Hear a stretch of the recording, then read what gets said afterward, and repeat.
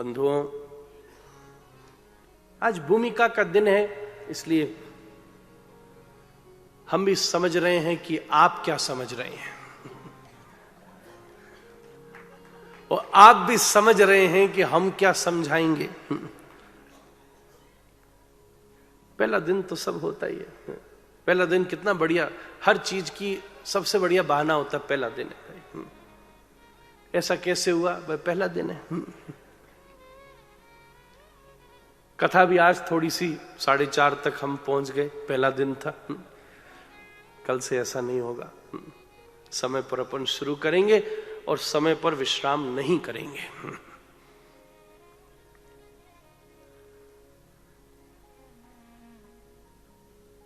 इन सब बिंदुओं के द्वारा इस कथा का आधार रखने की जरूरत है, तब हम कुछ ले जाएंगे। जब तक मैं इसकी दुर्लभता का आपके सामने अनुभव नहीं कराऊंगा, तब तक इसको प्राप्त करने का सौभाग्य अनुभव नहीं होगा। कोई वस्तु सरल है, इसका मतलब यह नहीं है कि वो वस्तु सामान्य है। कोई वस्तु सुलभ है, इसका मतलब भी यह नहीं है कि वो वस्तु सामान्य है। अपन को लगता है कथा तो इंदौर में होती रहती, कौन सी बड़ी बात है, इसी समय 5-10 जगह चल रही होगी। 2-4 लोग मिलिए, किसी अच्छे व्यास जी को ढूंढिए, जाके विनती कीजिए, समय बना, जगह बुक कीजिए, बढ़िया बैठ जाइए, सुन लीजिए, हो गया। और क्या करना है इसमें? Process looks very simple. और ये भगवान की कृपा है जो इतनी सहजता से हमें संतों ने, व्यासों ने, हमारे पूर्वजों ने विचार करके इस प्रक्रिया को इतना सरल बना दिया है, जिससे साधारण व्यक्ति भी हिम्मत कर सके। नहीं तो कोई कोई तो समय होता था कि संपूर्ण जीवन में एक बार अवसर मिल जाए, और एक बार सुन लेना भी बहुत होता था। अच्छा, इस बात का अभिमान मत कीजिएगा कि हमने 40 भागवत सुन ली। एक माता हमसे बोली, हमने तो 40 भागवत सुन ली। हमने, अच्छी बात है, पर ये तो ज्यादा सीरियस बात नहीं होगी कि जो दवाई एक बार में काम कर रही हो, 40 के बाद भी आप यहीं बैठे हो। ये तो उल्टा नहीं हो गया कहीं काम? ये समझने की बात है। ना ना ना, हमने आयोजन को समझा, ये एक बात है।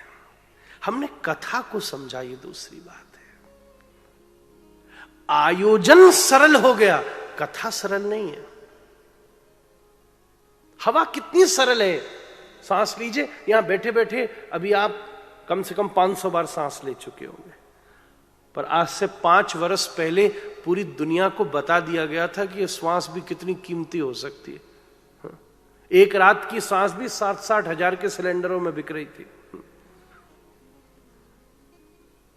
2-3 दिन आपको सांस लेना है, कोई पता नहीं भविष्य में जिस हिसाब से प्रदूषण चल रहा है। विशेष भारत की राजधानी की, मैं तो वहीं से आ रहा हूं, मेरी खुद ही आवाज ही आपको बता रही होगी जो स्थिति बन गई। मतलब 5-7-10 दिन अगर वहां रह लो तो हम ही नहीं डिक्लेयर कर सकते कि हम ही नॉन स्मोकर हैं महाराज। स्थिति ऐसी खराब है, इतनी खतरनाक हवा हो गई। इतनी खतरनाक हवा हो गई तो भविष्य में वो दिन भी दूर नहीं है। पानी तो बिक ही रहा है बोतलों में। आज से कुछ वर्षों पहले ये भारत देश ये कल्पना भी नहीं कर सकता था, जहां जल की प्याऊ लगाना हमारे यहां का सबसे पुण्य काम होता था। बड़े बुजुर्ग तीर्थों में, स्थानों में, नगरों में बिठाते थे कि भाई जल की प्याऊ लगाओ, कोई प्यासा नहीं होना चाहिए। और अभी भी बहुत सारे लोग वो कृत्य कर रहे हैं। पर महाराज, कैसी जल की अपवित्रता हो गई। कुछ दिन पहले जो घटना घटी है इस शहर से ज्यादा वो कौन जान सकता है। ये भी बड़ी दुखद बात है।